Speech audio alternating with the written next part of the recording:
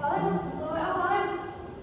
Ih, Valen, buka WA cepetan. Apa belum dimainin aku? Ih, cepet, aku bantu sama guru itu. Elah guru doang, ini tamu pintar Buka WA cepetan. Itu gara-gara jam online nih kayak gini jadinya. Biarin sih. Ih. Nah, kondisi tersebut merupakan dampak dari seorang anak yang kecanduan bermain game online. Pada kesempatan kali ini, kami akan menjelaskan diagram ATHG yang bertema kecanduan game online. Sebelumnya, perkenalkan, saya Cita Lestariani dari absen 4. Saya dari Fazlia dari absen 27. Saya Valen Felix Febrian Samuel Tambunan dari absen 33. Sebelumnya, ATHG merupakan suatu penyelesaian masalah yang berisikan tentang ancaman, tantangan, hambatan, dan gangguan, di mana ancaman merupakan suatu kondisi yang masih normal, namun sudah muncul rasa kekhawatiran. Selanjutnya yaitu terdapat tantangan. Tantangan juga suatu kondisi yang masih normal, namun sudah masuknya intervensi.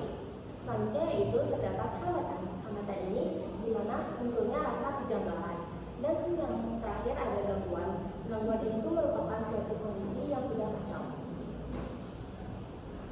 Selanjutnya, pasti kecanduan game online. Kecanduan game online ini merupakan kondisi mental seseorang yang sering bermain game online secara berlebihan dan menyebabkan dampak negatif bagi kehidupan sehari-harinya seperti pendidikan, kerjaan, mental, dan hubungan sosial.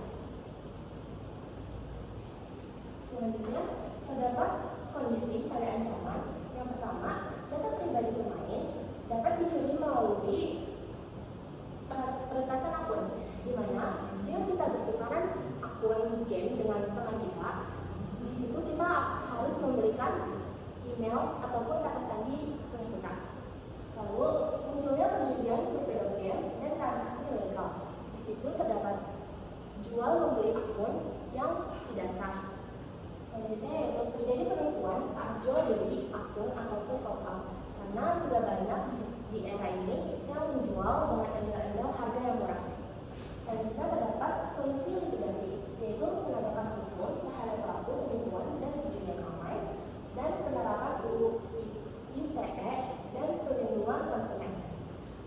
Selanjutnya juga terdapat solusi non litigasi, di mana pengawasan orang tua dan pembatasan waktu bermain. Lalu pendampingan psikolog dan konseling, dan juga sosialisasi penggunaan game yang sehat. Baik, selanjutnya kita masuk ke dalam tantangan. Di tantangan ini ada 3 kondisi. Yang pertama yaitu kecanduan game yang tidak dapat diidentifikasi secara langsung. Pada awalnya, anak yang kecanduan game itu tidak dapat dilihat secara langsung oleh orang tua, karena orang tua menganggap bahwa anaknya boleh sesekali bermain game terlalu lama. Namun, jika seorang anak bermain game secara terus-menerus dalam waktu yang lama, itu menjadi salah satu ciri-ciri bahwa sang anak kecanduan game online. Lalu yang ketiga, orang tua biasanya yang sudah melihat anak kecanduan main game itu melarang anaknya untuk bermain game, seperti menyita handphonenya dalam beberapa waktu.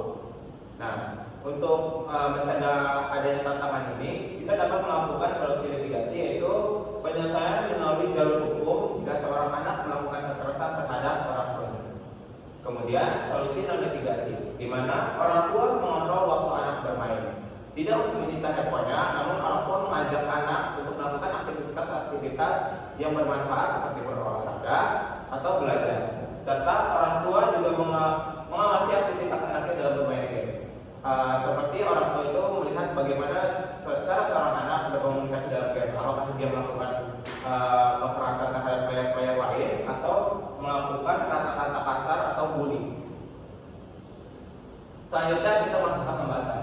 Ya, di hambatan ini ada 4 kondisi yang dimana yang pertama, seorang anak yang sudah kecanduan main game akan rentan melawan kata-kata orang tuanya, di mana jika orang tuanya melarang anak bermain game, sang anak itu biasanya akan tidak peduli atau bahkan memaki orang tuanya. Kedua, tidak memperdulikan kondisi sekitar. Seperti yang saya lakukan tadi, saya itu tidak memperdulikan aktivitas dari teman-teman saya, sehingga saat teman saya berbicara dengan saya seolah-olah tidak peduli terhadap kondisi sekitar. Yang ketiga, terpancing emosi. Biasanya anak yang sudah kecanduan main game akan lebih gampang terpancing emosi karena dia itu berpikir hidupnya itu hanya untuk bermain game dan kompetisi di dalam game itu lebih penting daripada segala. Yang keempat, pembelian item yang terlalu sering. Ya sebenarnya pembelian item yang terlalu sering ini tidak tergantung pada gamenya. Jika game yang tidak terlalu bergantung pada pembelian item, mungkin ini tidak termaksud. Namun jika game yang perlu memerlukan item pembelian dalam game, seorang anak akan menyisihkan uang jajannya untuk melakukan pembelian item dalam game. Dan tidak sering juga anak mencuri duit orang tuanya untuk membeli item game yang dia inginkan. Karena keempat hal yang sudah saya sebutkan, biasanya ada hal satu lagi yang menjadi kondisi hambatan, yaitu penurunan nilai akademis. Nilai akademis anak akan turun seiring waktu karena dia sudah menganggap nilai itu tidak terlalu penting bagi dia dan hanya game yang bisa menyelamatkan kehidupan itu. Solusinya yang mitigasi dapat penyelesaian jalur hukum jika seorang anak melakukan tindak pidana seperti kekerasan terhadap orang tua dan melakukan pencurian duit orang tua serta penipuan terhadap berkaitan game online. Dan solusi dan mitigasinya adalah orang tua mengontrol pengeluaran anak di dalam game, orang keluarga saling berkomunikasi, serta keluarga menghabiskan waktu bersama dan membimbing anak dalam belajar. Kemudian masuk ke gangguan. Kondisinya adalah korban dan keluarga karena terlalu sering bermain game. Seseorang yang kecanduan bermain game online akan menghabiskan waktunya di depan layar handphone ataupun layar komputer, sehingga ia akan mengabaikan tugas dari orang tua dan juga mengabaikan nasihat dari orang tua. Akibatnya seseorang menjadi tidak peduli dengan sekitarnya. Kemudian menggunakan uang orang tua tanpa izin untuk membeli item di dalam game.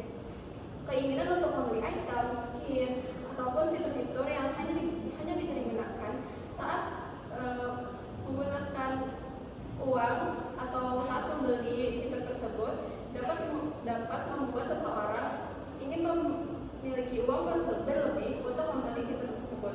Akibatnya pengelolaan uang menjadi sangat buruk. Setelah itu pula seseorang juga bermain game. Seseorang akan malas dan juga meninggalkan kewajibannya untuk sekolah ataupun melakukan kewajiban lain sehingga nilainya akan menurun, lalu akan mengakibatkan kepada masa depan. Lalu ada solusi mitigasi.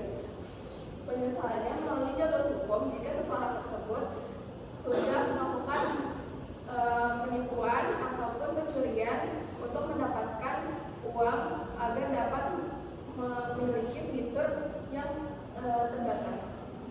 Lalu solusi mitigasinya adalah mediasi antara anak, orang tua, dan sekolah.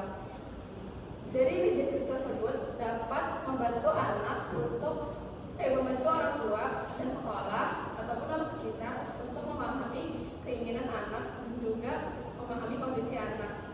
Lalu rehabilitasi atau terapi perilaku.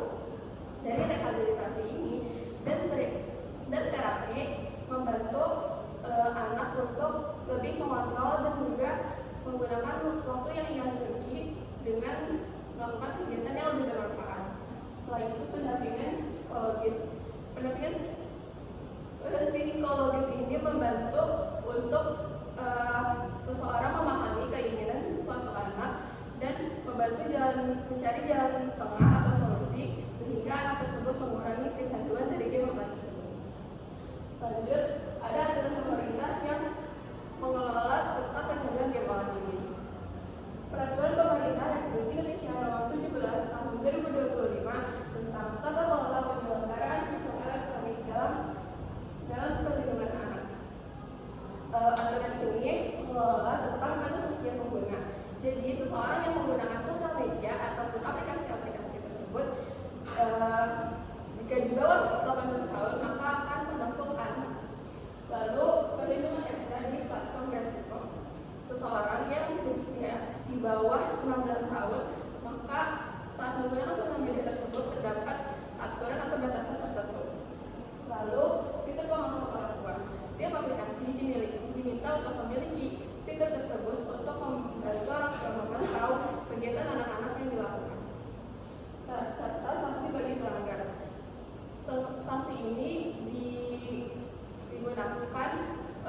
dengan memberi peringatan, memberi denda, dan juga juga membatasi akses yang dapat dimiliki oleh